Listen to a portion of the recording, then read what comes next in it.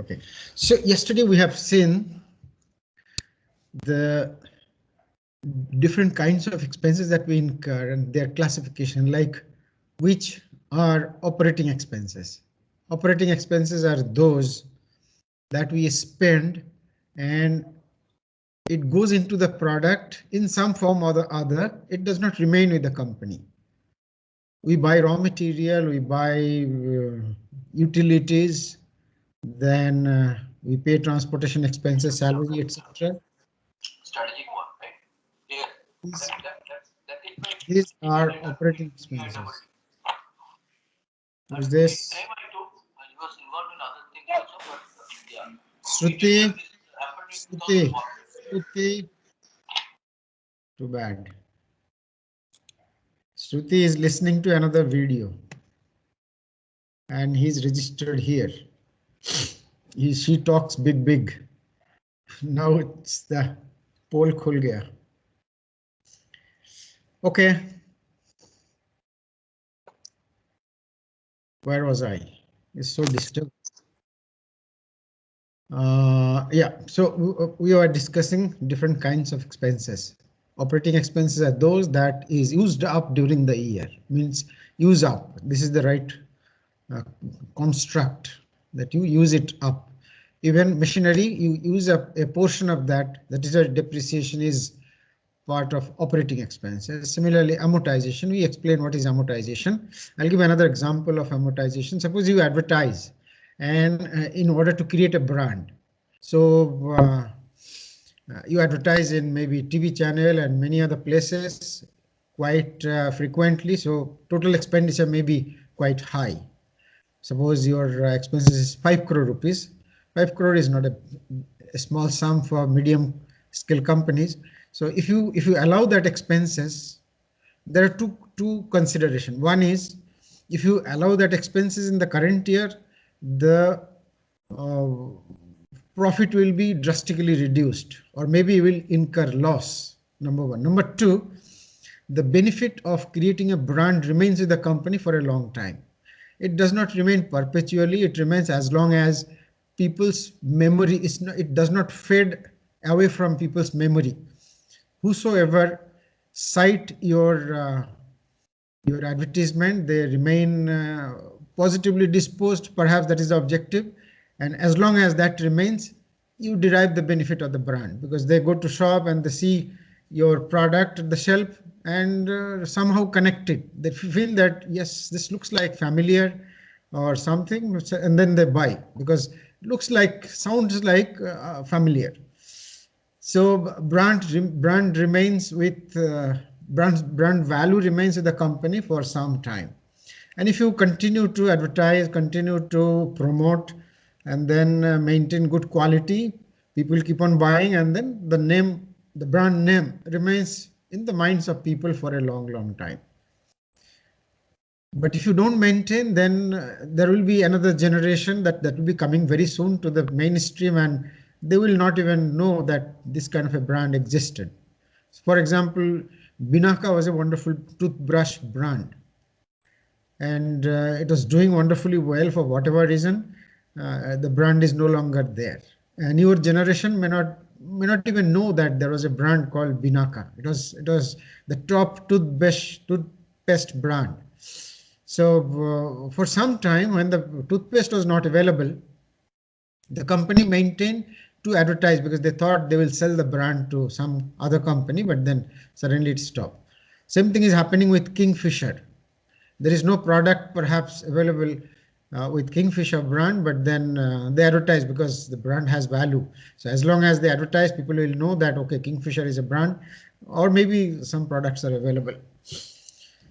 So now this 5 crore rupees, if you allow in your profit loss account, you commit two undesirable actions. One is unnecessarily you allow this as an expense and your profitability is affected. Number two,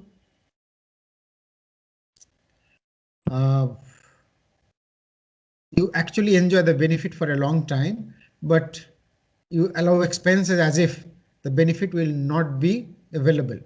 Like you buy a machine, maybe a printer or a computer, You use that for many years, but if you allow that as an expense, it tantamounts to saying that the computer has been used up during the year and nothing remains. But then the fact is that computer remains in the next year.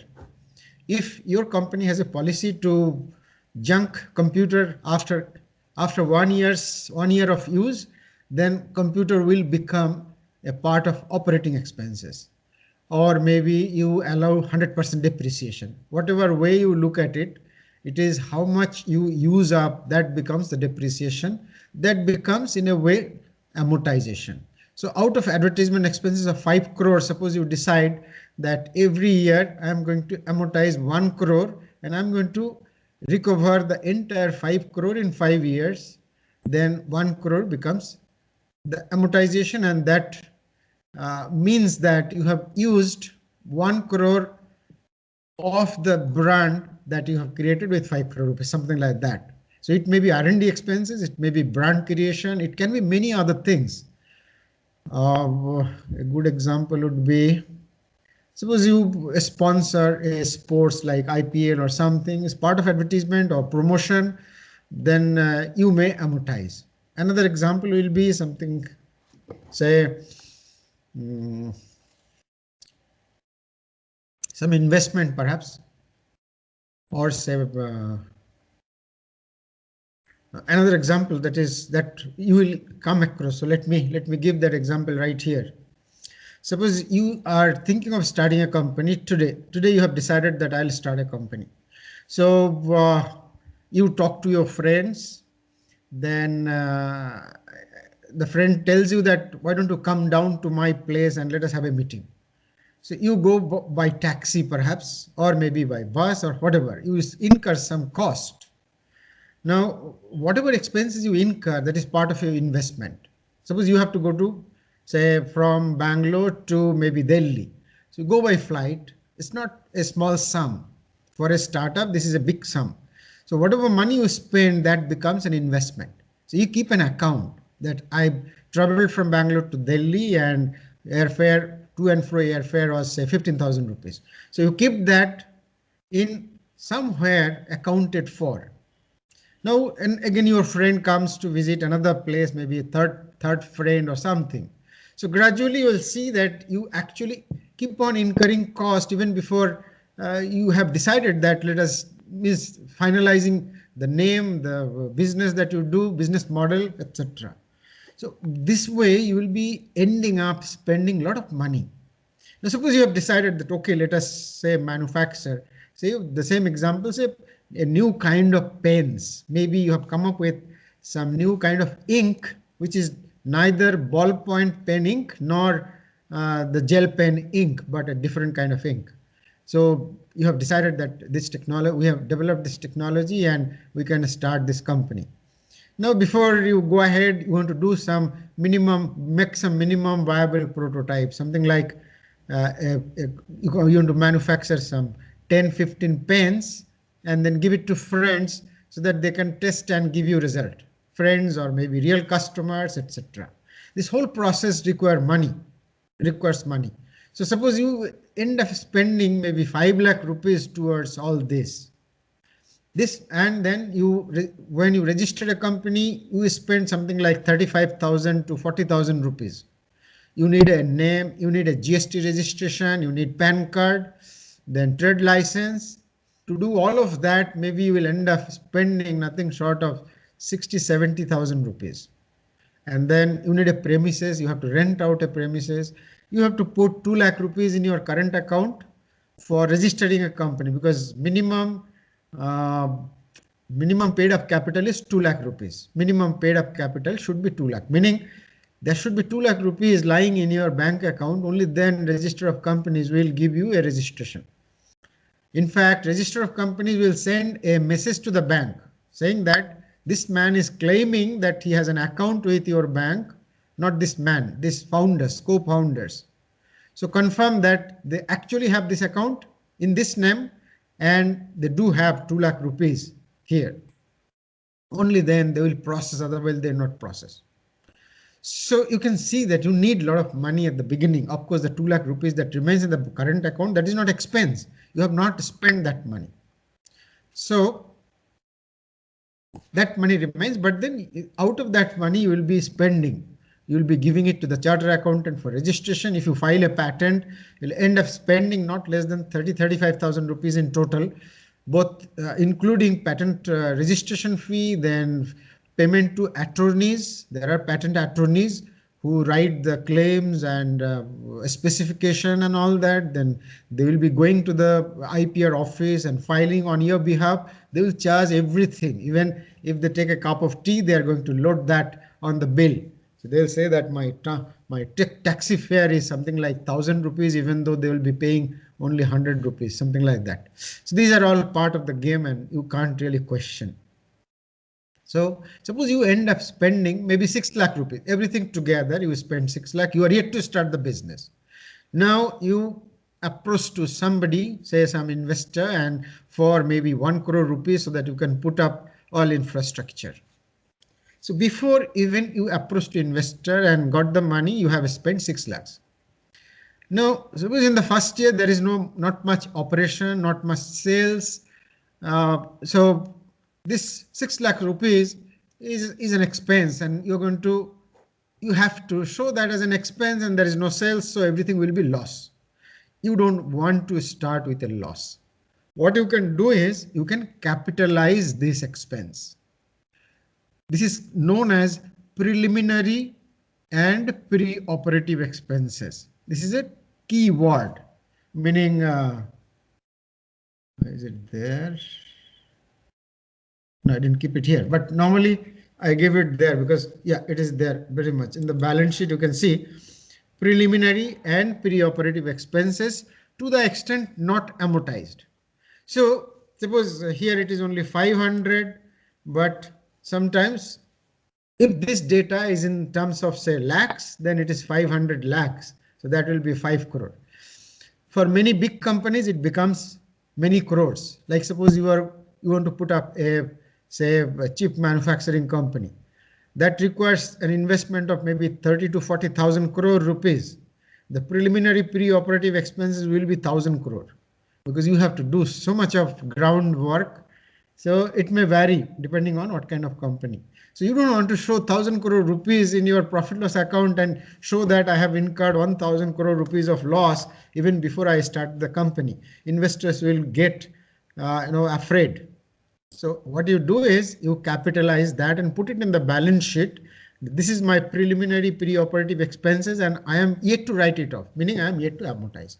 Every year you bring a small portion from there and put it in profit loss account and that is written off. That is how gradually you write it off and you recover that money that you have spent. I don't know whether this looks contradictory or something. I'm not very sure, but gradually you should understand that. I use the term gradually too frequently. It's kind of a, I don't know, mudra dosh.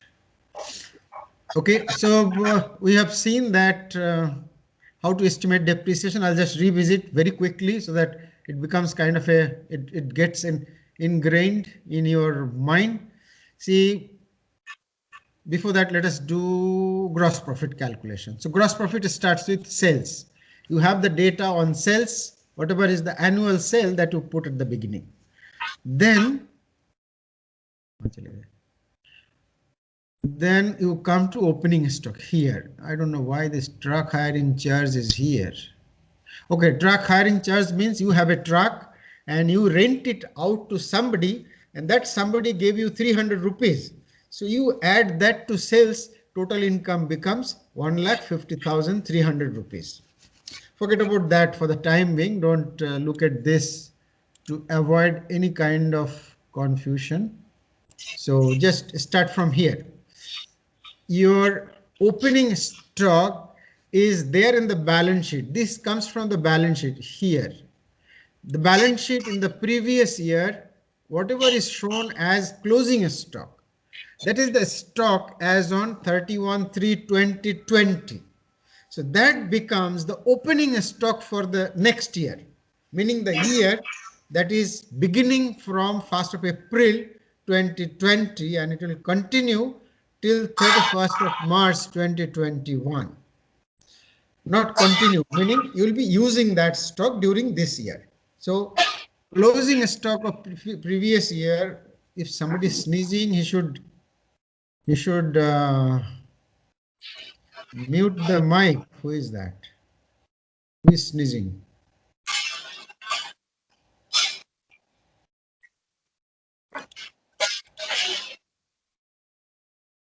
Jayesh Sharma. Too bad. Okay, I don't know if my sharing will remain or it will go off.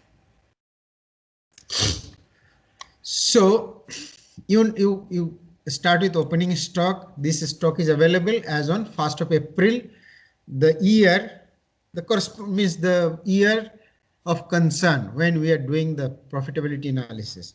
Then we add purchase of stock that we make during the year. So this becomes a total available stock. A stock that was there at the beginning of the year, then whatever we bought, so that becomes total available goods. We can sell this during the whole year. You have to think that this purchase was made as and when necessary. Think that you are running that stationery shop in your hostel room. So on 1st of April, when you woke up, you saw that you have a stock of 14,200 in your room. This is the stock that came from the previous year. So that is available. If somebody approaches you early in the morning, even before you brush your teeth, somebody comes running, says that, give me a pen, I have a class, I have to go. So you give a pen out of this stock. This is already available because this was unsold stock from the previous year. So that was closing stock as on 31st March. This becomes opening stock as on 1st of April.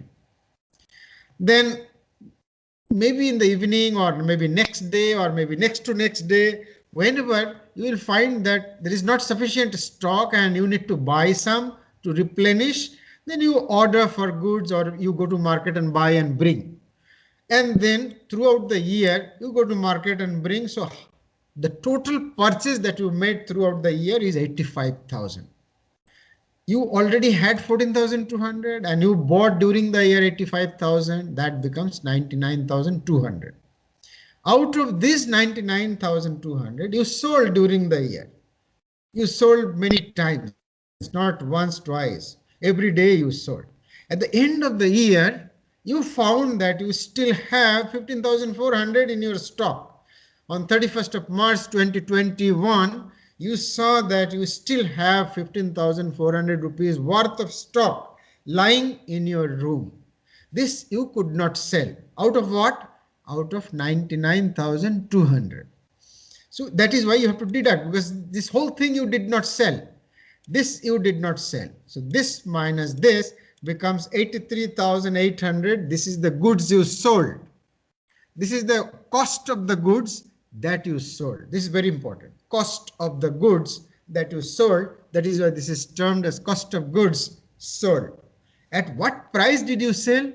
1,50,000, because that is your sales. Or maybe this, you can consider this. 1,50,300. Either way, this whole thing is your income. If you are estimating gross profit, it is better to add. Otherwise, why I say you may or may not consider this 300 rupees can be shown as other income later, because this is not your business income. Truck hiring is not your main business, but because you had a truck and somebody wanted, he gave 300 rupees, so that is an income. So you can show that as other income later. Somewhere here will show later. Alternately, you can show, and this may be your total income, whatever it is. Now you deduct this, that is the cost of the goods that you sold for this, and you get 66,500 as gross profit. So 1,50,300 minus the cost of the goods that you sold for this is 83,800. You get this. This is your gross profit. Now from gross profit, you have to deduct operating expenses, all the operating expenses. And you should remember that operating expenses include depreciation and amortization. That is why before proceeding further, you have to estimate depreciation and amortization. Otherwise, you won't be able to estimate operating expenses. Now, so separately you estimate depreciation. The other day I showed you the balance sheet profit loss account, how companies make and they estimate depreciation at a different place. I'll show you again maybe. So let me stop sharing and maybe I'll open it here. Just it may take 2 minutes, but it's worth the effort. Suppose I'm talking about Reliance Industries, and you have to go to here, annual report. This is bseindia.com, then annual report. These are the annual reports. So 2020 annual report. It comes here. It's a huge report, 235 pages. Many reports are there that is 400 pages long. So that can be anything. Now, this has so many things, 235 pages long. So it will have Excuse me, sir. Have you yes. Sir, stopped are you sharing the sharing screen, something, sir? sir? Oh, I'm sorry. Yeah, I forgot to share. I just opened it and did not share. So let me go back actually. I'm sorry. I'm sorry. Extremely sorry. I should have shared the tab. Yeah. Thank you. Thank you for reminding. At least you've noticed that something is happening. Okay. Can you see the tab? Chrome? Yes, sir. Okay. Now I'm typing bseindia.com. So BSE Bombay Stock Exchange comes in. Now I type here Reliance Industries. So click here, then the share price of Reliance Industries comes here. It is 1905 today, 10 rupees up from yesterday. Forget about that. Here it is results, then shareholding pattern. Ambani's hold 50.54%. Then technical, whether the share is good, bad or ugly, mostly bearish, bullish, all mixed. Forget that. Then if you click the result tab, then comes annual report. We are interested in the annual report. So here is the list of annual report from 2015 to 2020. Click this Adobe and PDF and you get the annual report of Reliance Industries. This report is from 1 to 235 pages long. 235 pages long. There are reports which are 400 plus pages long. And then you can see all that companies normally try to publish and show to their shareholders that look how good we are, how beautiful is our financials. These are all directors, blah blah. She's an IITian. Arundhati, she was manager at IIT SBI branch at some point of time. She moved after the chairman State Bank of India. Now she is retired and she's in many boards. Anyway, everybody has stories, wonderful stories. So this is how the financial statements, means annual report, looks like. I have to go to the balance sheet. So I'll be typing consolidated balance sheet. And with some bit of click, you will arrive at consolidated balance sheet. I will explain what is consolidated balance sheet later. I may or may not explain because that requires a bit of time. So we are moving forward to the balance sheet. What is this? Not taking us anywhere. We are almost gone. Consolidated Sir, you have balance. already taken through the 5 options. Consolidated balance. There should be more options actually, not 5, but here there are 5. Unluckily, you are right. You are right. I didn't notice that there are only 5. I have clicked so many times. Just a second. It should come. It should not be balance sheet. Actually, Reliance has different nomenclature for balance sheet. So that is why it is happening like that. Normally, see, when I give consolidated, 340 entries comes in.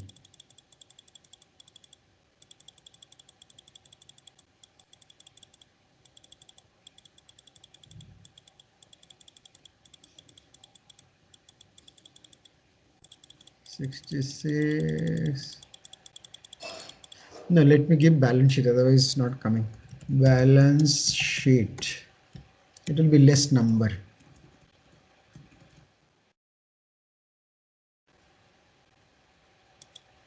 See, this is one balance sheet, but this is not consolidated balance sheet. Let me move forward. Balance sheet and consolidated balance sheets are different.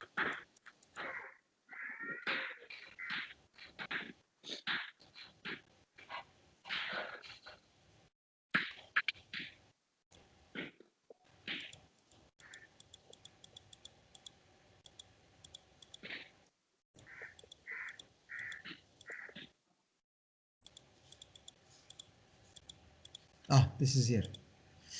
No, this is the same thing. Or maybe this is consolidated. Whatever, it doesn't matter actually whether it is consolidated or something else. This is balance sheet. So in balance sheet or profit loss account, if there is something called depreciation, here it is depreciation. I don't know if it is visible.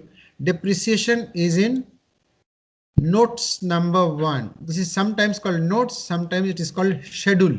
There are many schedules in the balance sheet, in the financial statements. 1, 2, 3, 4, 5, 6, 7, 8. Look here. 1, 2, 3, 4, 5, 6, 39, 40, something like that. There are many schedules. Schedule notes means the details will be available in schedule number this or note number this. So depreciation has been estimated at note number 1. So let us move there. Note number 1. This is cash flow statement. These are notes. So ABCD, these are all beginning notes. Then it will start with 1, 2, 3, 4. Just a second. This is note number 1. Note number 1 says property, plant and equipment, other intangible assets, capital work in progress and intangible assets under development. So whatever, let us not go into the title of the thing. This shows separate assets and their depreciation, because every asset may not have the same rate of depreciation. That is why they show it differently. Like land, look at depreciation, there is no depreciation here. Dash, dash, dash, dash. So land, there is no depreciation. Building, this is the value as on last year. Then this is the value as on 31/3/2020. Then this is depreciation, amortization, etc. Then whatever is the accumulated depreciation, that will come somewhere. And then net block. Net block means after depreciation. So before depreciation, it was 32,172. Yeah. Before depreciation, it was 32,172. Who is this? Man, mute the mic. And then total depreciation is 9,000 something. Then this is the net block or written down value or depreciated value. Previous year it was 19,000 crore. This year it is 22,000 crore. In between they created 4,551 crore. This is the addition. Addition, subtraction, whatever that is. What I wanted to convey is that for every item there is a schedule and you estimate separately. Plant and machinery 3,18,000 crore. Then 1,15,000 crore is the accumulated depreciation. For the year, the depreciation is 11,000 crore. Then the value as on 31/3/2020 is 3,17,535 crore. So this is how even amortization is here. See, depreciation, amortization and depletion. Sometimes value depletes. Suppose you have a piece of land and it is somewhere from where something is happening. Maybe some high tension line is going. So land value may go down. Some machine value may go down without depreciation, means beyond depreciation, something like that. That is why amortization is also there. Likewise, there are schedules. So just know that there are schedules. It's very important in financial statements. Reliance is calling it as notes. Note number 1, 2, 3, 4, where property, plant and equipment total value is 4,35,920 crore rupees. Earlier year it was 3,02,115 crore. You go there and you will see this value. See total value 4 lakh where? 4,35,920.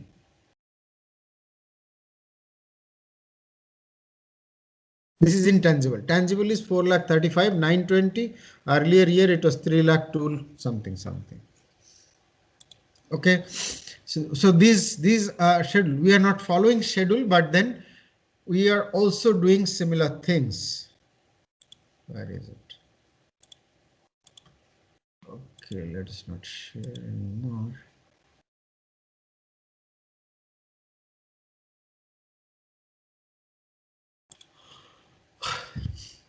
So our depreciation is considered somewhere in operating expenses. This one 52,000, and I have estimated depreciation in cell number D38. So here it is D38. So this is a schedule actually. In a way, this is our schedule, and this is our total depreciation. From here we are putting 1957 into operating expenses. So we start with machinery first, because land there is no depreciation. Machinery value, initial value we take from balance sheet. See, it was 6,800 here. In the previous year it was 6,800. During the year we have added something. Oh, yeah. Building, yeah, here. Building value was 1,000 in the previous year balance sheet, and we have added 300 because we have constructed a factory shed. Subtotal, there is no sale. Then we applied depreciation at 5%, it becomes 65. Similarly, machinery, 6,800 was in the previous year's balance sheet here. Then we bought 12,000 worth of machine here. We bought a truck for 2,500. We bought a telephone, total became this. So purchase during the year becomes this, and earlier year it was 6,800, total became 21,320. Sold during the year 2,400, so total becomes this. Whatever you sell, you deduct, because that no longer remains, that need not be depreciated. At 10%, this is the depreciation. Now you estimate total depreciation first, and then estimate the operating profit. So you add up all the operating expenses here, starting from B4, B6, B8. B4, B6, B8. What are B4? This is B4, this is B6, this is B8, etc., etc. So all of that we added here. That became 52,857, including amortization. Where is amortization? We placed amortization somewhere here. It should be somewhere here. Amortization of preliminary and pre-operative expenses. The expenses was 500 last year.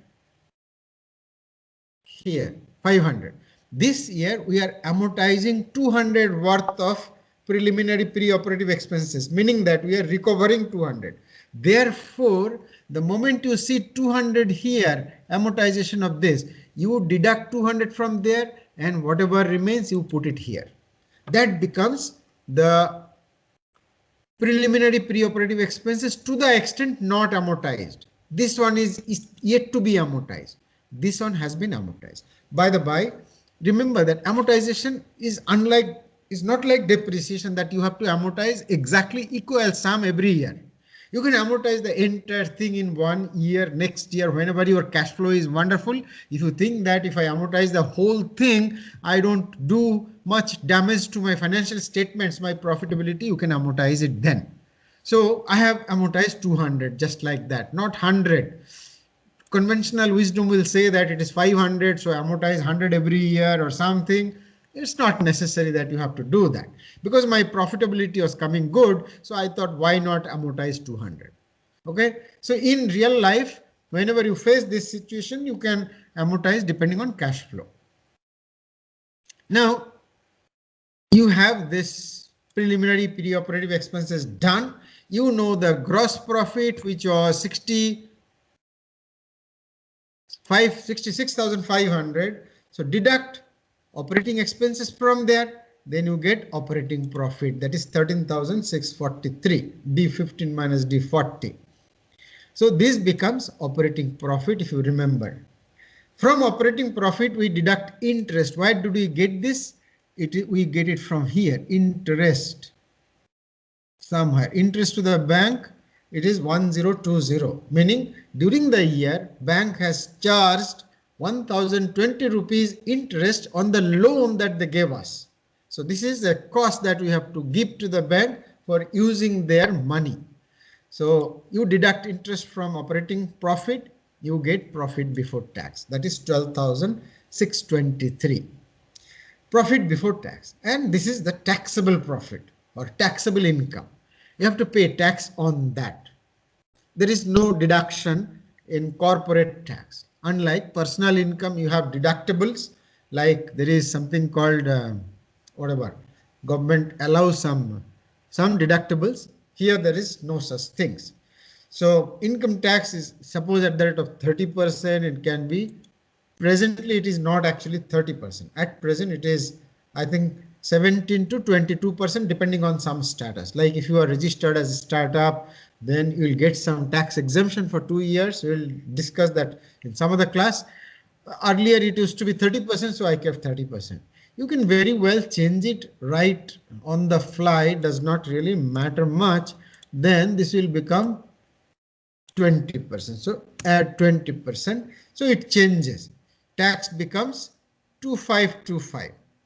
Net profit becomes 10,098, and this is net profit. You pay dividend of 1,000 to the founders, so you are left with 9098. Okay, 9098. So that goes to your reserves and surplus. When reserves and surplus was 3750, now you add 9098, you get 12,848. Okay. And if everything is through formula, like I have just modified the tax, but still look, my balance sheet remains balanced, 43,965, 43,965, because the financial statements is a foolproof, a tightly meaning it's a foolproof thing, meaning if you change one entry, the contra automatically changes. So everything remains balanced. If it is unbalanced, you should know that some mistake has been committed. So I have changed the income tax. Earlier it was how much? 3787, and retained profit was 7836, and reserves and surplus was 11,586, and the sum total of one side was 42,703. The other side also was 42,703. Now I have changed the income tax here, and my whole thing changed. It becomes 9,098, sum total changed, and the balance also changed. Okay, this is how profit loss account is made. Got it? We came to the final item, that is retained profit. Retained profit is the final item in profit loss account. Now balance sheet. Let us first talk about the balance sheet per se. Balance sheet has two sides. One is the asset side, another is the liability side. Liability side reports all the sources of money. All the sources of money. Money comes from whichever source, you mention all of them, and you make a sum total of that. And that money has been deployed in assets. So sum total of sources of money should match with the sum total of application of money. If you have not applied any money, suppose you have got some lot of money from here and you have not spent a single paisa, then everything will remain as cash. Closing, so cash in hand, everything will remain as cash and it will balance, whatever that is. So let us see what are the sources of money. One is, let me start from here. Let me see how Reliance has reported their balance sheet. Hello. A statement of changes in equity. Balance sheet. So Reliance started with non-current asset, and in liability they have shown equity first. They have shown equity first, then other non-current liabilities, current liabilities. So they did not show the way I have shown. I have shown equity last, like here, owner's equity. So paid up capital is 7,500. Then reserves and surplus is 3,750. Total, this two together is called owner's equity. 11,200. Yeah, just a minute. I think I went. It should be visible. Visible now? Right? Yes, sir, visible. Okay. So this is your owner's equity, and then there are trade payable. This is also source, meaning you have bought some material from, say, Gold Bazaar, some pens, some khatas, etc. from Gold Bazaar, and you are yet to make payment. You send somebody, your employee, you told him that go and bring some pens. You telephoned the suppliers that my employee is going, you just give him the pen, I will send the payment later. So as long as you are not paying up, that remains in your books of accounts as trade payable or sundry creditors. They're the creditors. They have given you credit. So 7,760 is the sundry creditors or payable. Short-term loan from bank, meaning maybe suppose there is State Bank and bank has given you some loan for buying material. So that loan outstanding amount remains as liability. So you have got this money. So this is a source of money, and you have to pay the bank at some other point. So whatever are the liabilities, this you have to pay. You have got this money from somebody. Whatever, you have got this money from creditors, this money from bank, and then perhaps you bought the furniture fixture by raising another loan from bank, and that is 5,600 long-term bank. So total is 22,790, and your equity, total owner's equity is 11,000, total is 34,040. That is the liability side or sources side. How have you deployed the money? Let us see. One is cash in hand. You still have some cash that you is yet to spend, that is 1940. Your closing stock from the previous year.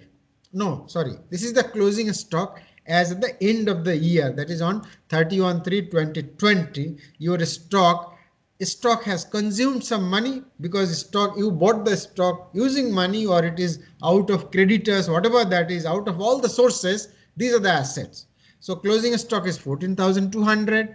Then trade receivable, meaning that you have sold the pens, papers and khatas to students, and some students are yet to pay up. So their names are written in your books of accounts as receivable, meaning you have to receive that money from those friends. You keep on receiving during the year and you keep on selling on credit. This is the amount that is outstanding at the end of the financial year. So as on 31/3/2020, you have added up all the receivables, meaning all the credit sales, and you found that 9,100 is yet to be received. Just a second. My class আছে পরে কথা বলছি ক্লাসে আছে হ্যাঁ Okay, trade receivables are the sum total of the credit sales you have made and the money that is yet to be recovered. Some money has been recovered over the year, and this is the outstanding at the end of the year. So total becomes 25,240. These ones. These are current assets. Current assets means these are the assets that will be liquidated during the year at some point, like say cash in bank, that will be kind of used up for buying material. Closing a stock, you'll be selling them.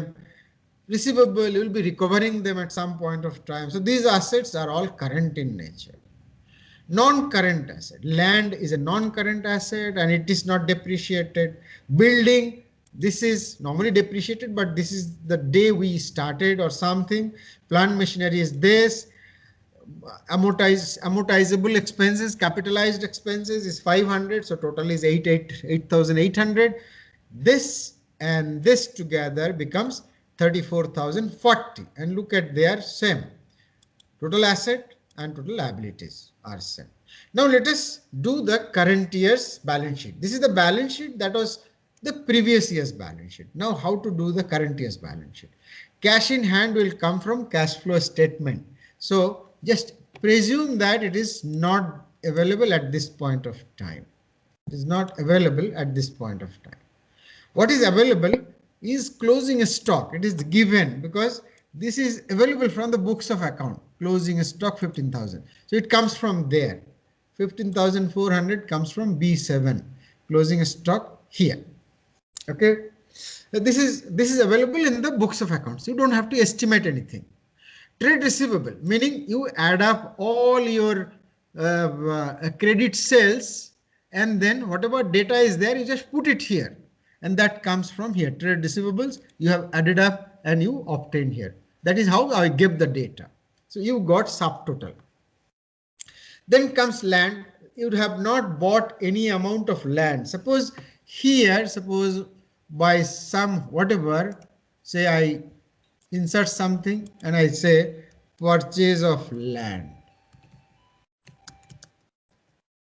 And I put some data here, whatever that is. In that case, this value will go up because land was 500. If I bought land worth 100 rupees, then it will be 600 rupees. I'll not do it because if I do that, then I have to modify the cash flow statement as well. But it's not difficult to do. I have only some few minutes time. I'll just finish it off. I'm going slow, definitely. I understand that. But then there are so many data, so many entries. Going slow will make sense. Now, land is not depreciated. That is this is here. Building. You should not take this data here. What you should do is we take the data of building from the schedule. You might remember Reliance data, Reliance note number 1, the value of building, the value of machines and other equipment, they came from the schedule or note number 1. We have note number 1 here, depreciation. But I would recommend that whenever you are estimating depreciation, you just populate there. You take this data, put it there. I'll show you during the tutorial. I'll be solving some, maybe tomorrow also I might do. Tomorrow I'm not very sure, but during tutorial I'll depopulated all the data and I'll start from just the items. We'll put some data and then we'll prepare the entire operating financial profit loss account statement, the balance sheet, the cash flow statement, everything together we'll prepare. So hold on for that till then, but notice very carefully so you will understand, because we are not, I cannot really make it interactive so that you can do it yourselves, and then whenever there is some problem, then I come back. So what I'll do is maybe I'll give you some blank data with an exercise, and you try to spend some time and prepare profit loss account, balance sheet, and cash flow statement.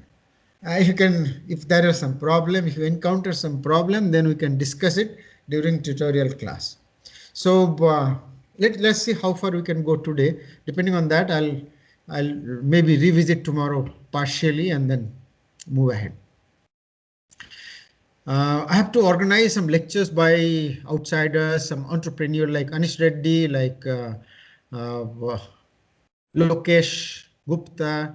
Then this time round, I may invite some venture capitalists so that you can understand what do they look for in a business model when they decide, when they make a decision to fund. You know, I can blubber throughout the semester, and then that may be slightly drawn away from realities. So this time I'll definitely invite at least one venture capitalist. Last semester I invited one guy from, not one guy, 3 guys from MSME, Ministry of Small Medium, Ministry of MSME, Micro, Small and Medium Scale Industries. So that was organized after the class, after all the class tests. I organized that about maybe 2 weeks after the results were announced. But then there were good audience. So they talked about how to raise money from government. I can definitely organize even this semester, during the semester, but their lectures are slightly blunt, meaning they speak Bengali most of the time, so people are annoyed. Let us see if I can. But other lectures I'll definitely organize at the cost of content of syllabus. Let us see, depending on their convenience. Just a minute.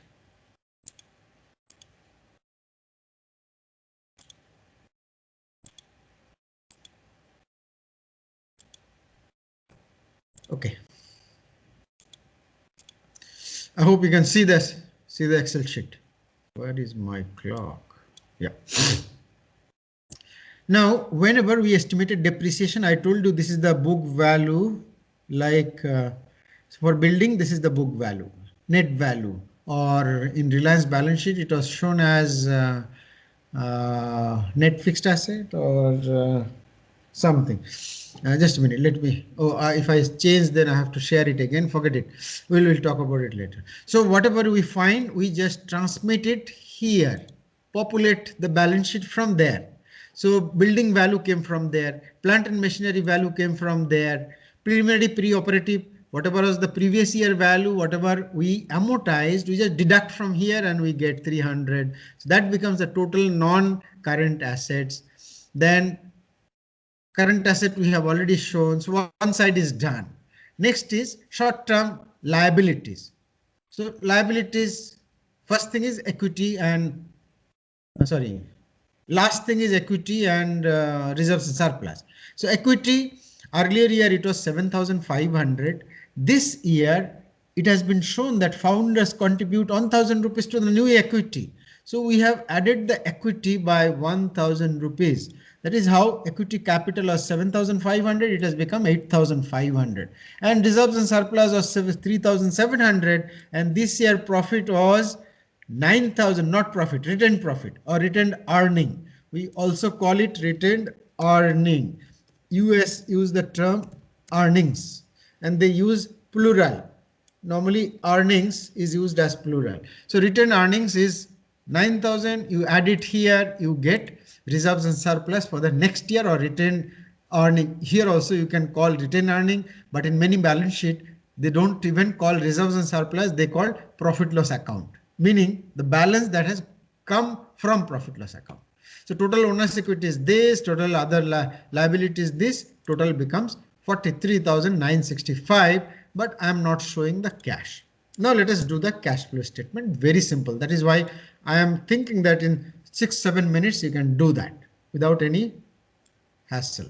So in operating statement, in cash flow statement, there are three cash flows. One is operating activities, another is investment activities, another is financing activities. In operating activities, cash flow comes from net profit or retained earning. So here it is 9098. Retained earning is 9098. I think this is a mistake. It should not be retained earning. It should be net profit.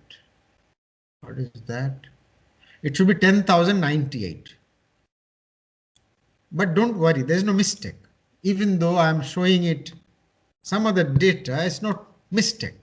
If you take net profit, then you have to show dividend as negative cash flow in financing activity, which I have not shown here. If I show dividend, I'll show dividend tomorrow. Then we'll show it. So I have taken retained earning rather than net profit, but it is better to show is equal to net profit, which is here 10,000. So let us start there. That becomes, then the balance sheet will not remain balanced because cash flow has gone down and then the balance sheet is disbalanced now. Here it is 43,964. As I said, something means I have not taken it from the formula.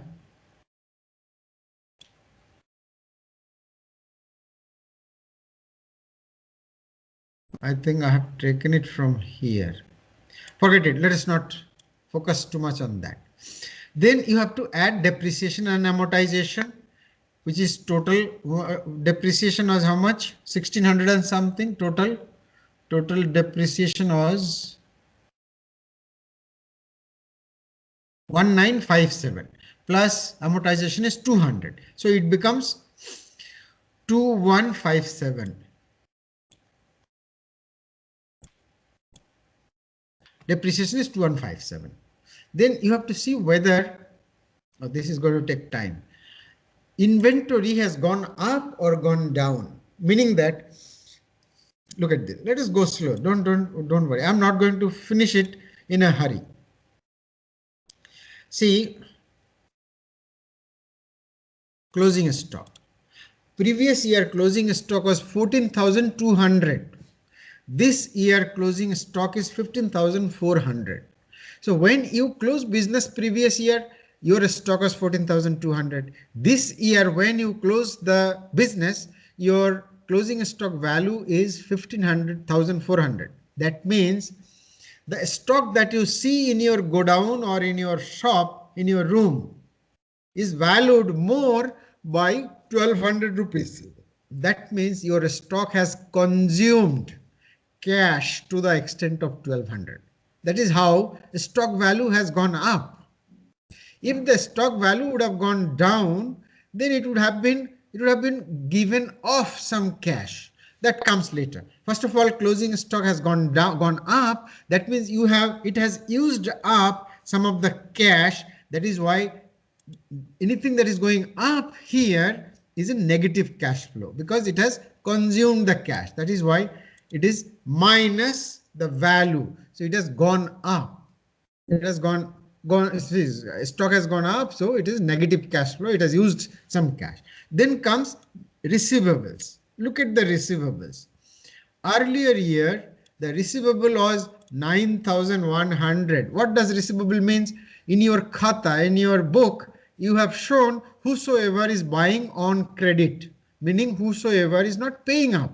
So the total was 9,100. This year it is 8,100. That means out of this 9,100, you have already recovered 1,000. Not just out of this, out of all, meaning the closing value is now 1,000 less. That means your receivables has given you additional 1,000 rupees of cash. That means it's a positive cash flow. That is why it is shown as plus 1,000. I've done it here, plus 1,000. Similarly, if the payable goes up, it is at the bottom. These are asset side, these are liability side. Trade payable. See, payable was 7,760. This year it is 8,717. Payables, if you remember, these arises out of credit purchase. So last year your total credit purchase was 7,760. This year the credit purchase actually is 8,717. That means the credit purchase is more. What is credit purchase? This is somebody else has given you, supplied you goods, you are yet to pay them. So if that becomes, say, suppose this becomes 1 lakh rupees, that means somebody has supplied you goods worth 1 lakh and you are yet to pay them, pay that somebody, which means that you are doing business with somebody's money. So if this goes up, this is a positive cash flow. This is going up, so it's a positive cash flow. Where is that? So that is why it is positive. Now you make a sum total. This is positive, this is positive, this is negative, this is positive, this is positive. So total becomes 1,300. Similar is the other two. Building value has gone up. That means building has consumed some money. That is why negative cash flow. Machinery, you bought additional machinery of 14,520. I have shown it somewhere. 14,520. That is why it is a negative cash flow, because it has used up some of the cash. So that is why it is 14,520. Then you sold machinery. That means you have received some money. That is why this is positive cash flow. So total becomes this. Cash flow from financing activity. You have raised some term loan. No, you have not raised. You have actually repaid. So repayment requires money. So money has gone out. Short-term loan has gone up. So you have received some money. You have received some equity from founder, co-founder. So total became minus 130. Now you add up all the three. 13,000 something, this, and then this. So total becomes 462. And then you add previous year's cash balance. It becomes 247. Sorry for overstepping. I'll stop it here and then you can actually quit.